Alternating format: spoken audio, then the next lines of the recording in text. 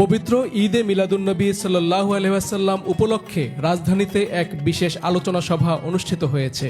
বুধবার বিকেলে রাজধানীর বিএমএ মিলনায়তনে দেওয়ানবাগীর দল ওলামা মিশনের উদ্যোগে হযরত মুহাম্মদ সাল্লাল্লাহু আলাইহি ওয়াসাল্লাম এর 1500তম শুভ জন্মদিন উপলক্ষে এই আলোচনা সভাটি অনুষ্ঠিত হয়। এতে দেশের বিভিন্ন জেলা থেকে আগত 5 শতাধিক ওলামায়ে কিরাম অংশ নেন। অনুষ্ঠানে প্রধান অতিথি ছিলেন দেওয়ানবাগ শরীফের পরিচালক, সমন্বয়ক ও মুহাম্মদ ইসলামের নেতৃত্ব প্রদানকারী ইমাম প্রফেসর ডক্টর কুদরত এ খোদা হুজুর। তিনি বলেন, হযরত রাসূল সাল্লাল্লাহু আলাইহি ওয়াসাল্লাম এর শুভ জন্ম এবং ওফাত একই দিনে সমাজে এমন ভুল ধারণা প্রচলিত আছে।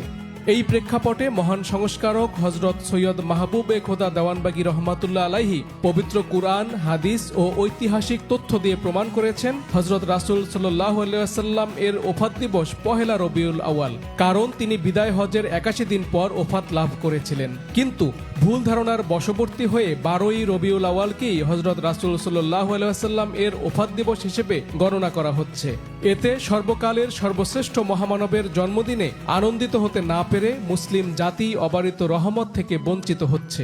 বিদায় হজ থেকে 81তম দিনে রাসূল সাল্লাল্লাহু আলাইহি ওয়াসাল্লাম ওফাত লাভ করেছেন।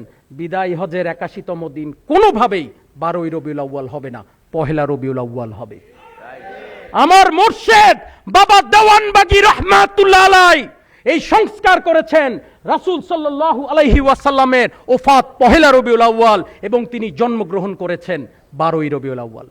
রাসূলের জন্মদিন পালনের মাধ্যমে আমরা স্মরণ করি রাসূলকে, মিলাদ পড়ি না, কিয়াম করি না, সালাম জানাই না, দুরূদ পাঠ করি না।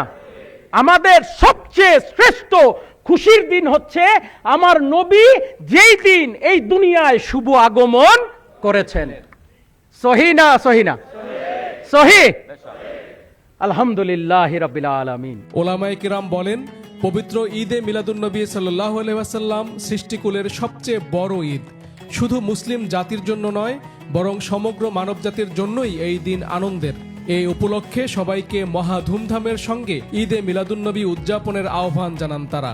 অনুষ্ঠানে বক্তব্য রাখেন হযরতুল আল্লাম মুহাদ্দিস ইমরান হোসাইন মাজহারি, হযরত আলহাজ সাব্বির আহমদ ওসমানী, হযরত মুফতি রফিকুল ইসলাম, মুফাসসিরে কোরআন হযরত ফখরুদ্দিন রাজি, হযরত রুহুল আমিন কুদ্দুসি, হযরত মাহবুবুর রহমান আজাদি, সাবেক অতিরিক্ত সচিব ডক্টর পিয়ার মোহাম্মদ, সাবেক জেলা ও দায়রা জজ মোহাম্মদ আব্দুল আজিজ খলিফা, জাতীয় আইন কলেজের সাবেক ভাইস প্রিন্সিপাল অধ্যাপক ডক্টর আব্দুল মান্নান মিয়া, সহযোগী অধ্যাপক ডক্টর নাসির উদ্দিন সোহেল সহ অনেকে। আলোচনা সভার শেষ পর্বে ইমাম প্রফেসর ডক্টর কুদরত এ খোদা মাদ্দা জিল্লুহুল আলী হুজুর বিশ্ববাসীর শান্তি ও সমৃদ্ধি কামনা করে আখিরি মোনাজাত পরিচালনা করেন। ওগো দয়াল মাওলা, দয়াল খোদা, আমরা কতিপয় গোলামেরা তোমার বন্ধু নবী মুহাম্মদ মুস্তাফা আহমদ মুস্তফা সাল্লাল্লাহু আলাইহি সাল্লামের শুভ জন্মদিন স্মরণে এই আলোচনা সভার আয়োজন করেছি।